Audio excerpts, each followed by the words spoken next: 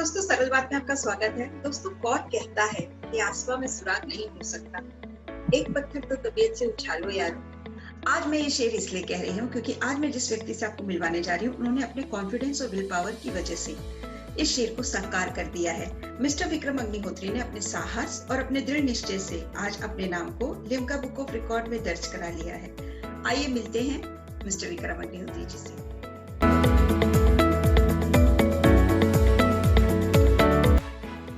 born without hand, मतलब मैं हाथ के बिना पैदा नहीं हुआ।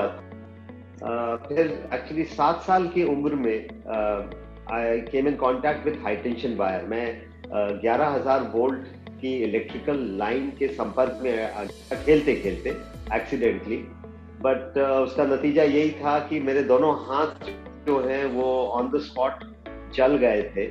एक्सीडेंट के बाद ऑलमोस्ट 43 साल निकल गए हैं। इस दौरान मैंने एजुकेशन भी कर लिया, मैंने एमए भी कर लिया, एलएलबी भी कर लिया, then of course I run my own business. मेरा एक खुद का व्यापार बिजनेस भी है। एंड देन मैं बहुत अच्छी, मतलब आई वुड से रेगुलरली फुटबॉल और स्विमिंग करता हूँ विदाउट हैंड। मतलब फुटबॉल मेरा एक पैशन है। आई थिंक बचपन से, जब एक्सीडेंट के बाद से, जो मेरे पेरेंट्स का या जो उनका मेन एम गोल था वो कि मैं इंडिपेंडेंट बन जाऊं, मतलब मैं किसी पे निर्भर ना रहूं। तो हर चीज जो उसके बाद मेरी लाइफ में या जो हमने करा है वो उसी मकसद, उसी गोल के तरफ था कि हम मतलब इंडिपेंडेंट बन जाएं। तो 2015 में आई सडनली डिसाइडेड दैट मुझे ड्राइविंग करना है, मुझे कार चलाना है। And almost you can say till the age of say 45, मतलब 2015 में मैं 45 साल का था।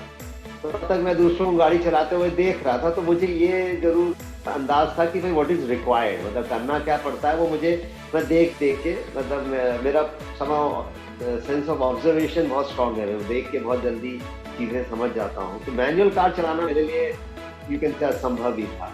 बट ऑटोमेटिक कार मार्केट में अवेलेबल है, उसमें जैसे क्लच नहीं होता है, उसमें ऐसे भी एक पाँव खाली रहता है, फ्री हो जाता है।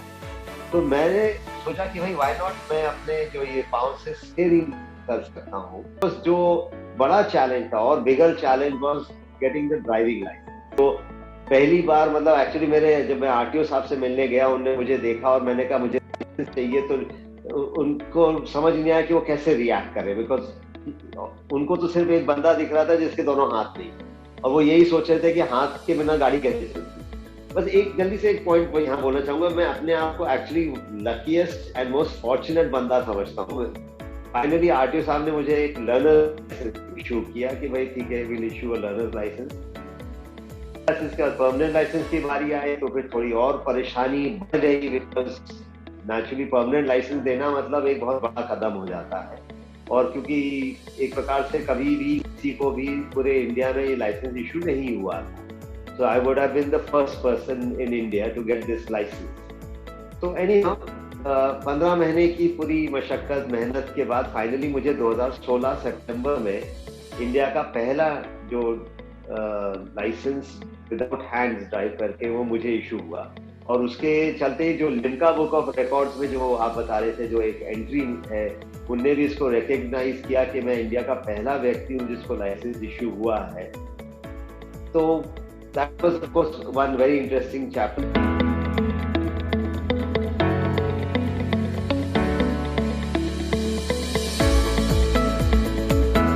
Then finally एक्चुअली जो मेरा बचपन का सपना था वो कार रेसिंग का था। मुझे बचपन से कार रेसेस का बहुत शौक था, जैसे मोस्ट लड़कों में, बच्चों में होता है। तो मुझे भी बहुत पसंद थी, एंड आई ऑलवेज ड्रीम्ड कि कार चलाया, रेस में करती।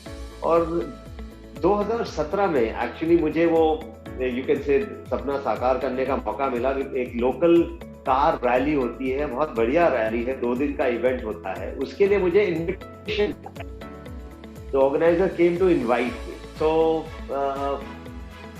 तो मैं गया उस रैली में, और मेरा कुछ अच्छे से टीम स्पोर्ट, एक मेरे साथ एक नेविगेटर होता है और एक ड्राइवर होता है, 2 लोग होते हैं गाड़ी में, एक रास्ता बताता है, गाड़ी चलाता है। तो मेरा नेविगेटर एक फ्रेंड मेरा जो मेरे साथ फुटबॉल खेलता था, तो आज तक हमको अभी तक ये नहीं समझ आया कि हम फर्स्ट कैसे आ गए, मतलब we came first in the are amateur category में, not in a special category, एक क्या होता है, एक प्रोफेशनल कैटेगरी होती है जो जीते हुए लोग होते हैं, जो नौसिखिए जो पहली बार कर रहे हैं उनका एमेचर कैटेगरी कहलाती है। तो फर्स्ट अटेम्प्ट में, फर्स्ट रैली में मैं और माइलो जो मेरा फ्रेंड है, तो हमको तो पहले समझ ही नहीं आया कि ये हुआ क्या।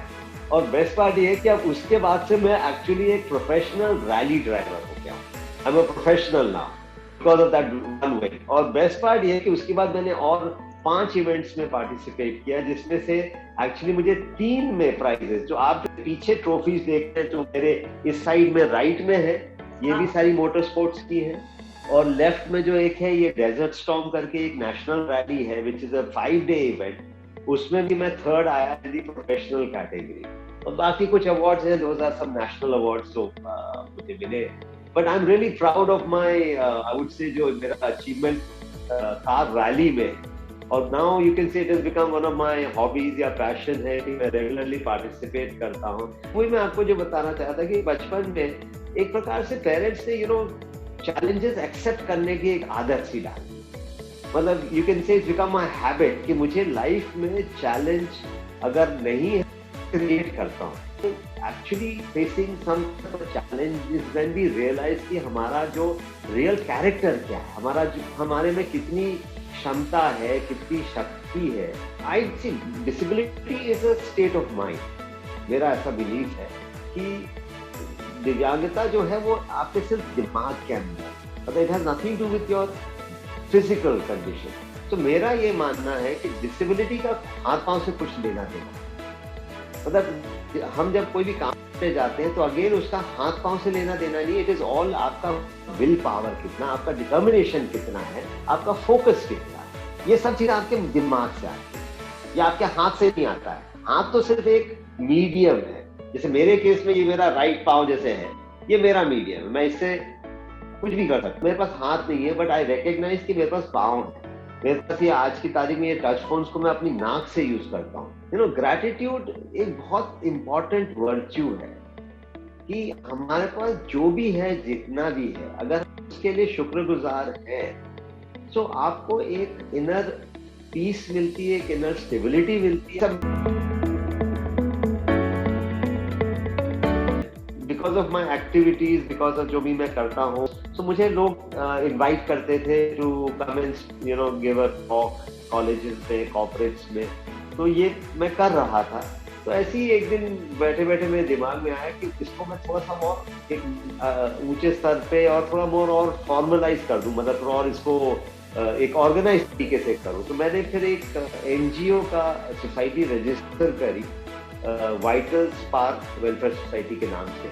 और उसका मेन जो लक्ष्य शुरुआत का प्योर जो एक इवेंट्स होते हैं या मोटिवेशनल, मतलब प्योर मोटिवेशन। तो now we have a team. तो और हमने इस दौरान फिर एक ब्रांड क्रिएट किया। We have a brand now called WIL with will, जिसका फुल फॉर्म है विनर्स इन लाइफ। बिकॉज हमारा यही जो मैंने बताया ना, मेरा बिलीफ ये है कि we are all, I would say, winners. हमारे सब में वो टैलेंट, वो शक्ति, वो क्षमता है जो मेरे में, मतलब मैं बच्चों को यही बताता हूँ कि भाई तुम भी अगर प्रैक्टिस करोगे तो तुम भी ये सारे एक्टिविटीज कर सकते हो। मतलब मैं कोई भी ऐसा आउट ऑफ दिस वर्ल्ड वाली काम, मतलब मैं कोई बहुत ऐसा अलग काम नहीं करता, मैं बस अलग तरीके से करता हूँ। I don't do anything different, I just do it differently. मेरा जो अल्टीमेट अभी एम है, I am working on it, मेरी प्रोजेक्ट रिपोर्ट बन रही है। मैं एक थोड़ा सा इंस्टीट्यूट है इंदौर में खोलना चाहता हूँ फॉर फिजिकली चैलेंज लोगों के लिए। इसमें अपार्ट फ्रॉम काउंसलिंग एंड वो एक्टिविटीज तो रहेंगी, बट स्किल डेवलपमेंट, रोजगार के पॉइंट ऑफ व्यू से, प्लस स्पोर्ट्स एकेडमी। आजकल जैसे ये पैरा स्पोर्ट्स और पैरा ओलंपिक्स, ये सब बहुत, एंड स्पोर्ट्स ने मुझे भी बहुत दिया है। मतलब देखा जाए तो मेरा जो रिहैबिलिटेशन है इनिशियल, वो खेलते कूदते ही हुआ। मतलब कोई ऐसा घर में बैठ के हमने कोई लंबा चौड़ा प्लानिंग नहीं करी थी। It was through sports, through physical activities की जो मुझे यू कैन से कॉन्फिडेंस आया। सो आई पर्सनली फील दैट जिनके साथ भी चैलेंज हो या आई वुड से चैलेंज नहीं भी हो, आप अगर कोई ना कोई स्पोर्ट्स एक्टिविटी में अगर आप अपने आप को इन्वॉल्व रखें, you will be a happier person. Instead of focusing on what नहीं है। हम अगर ये फोकस करें हमारे पास क्या क्या है और हम उसको कैसे यूज कर रहे हैं, तो यू विल फाइंड कि आपका बहुत